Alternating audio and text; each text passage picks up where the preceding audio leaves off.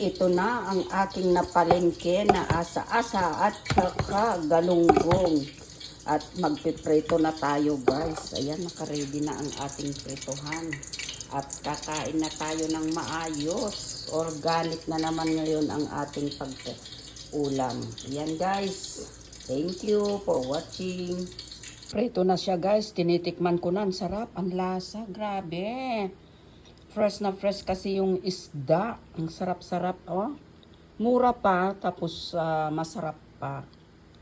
Lalakad ako guys, pupunta ako sa fish market. At mamimili ako ng isda.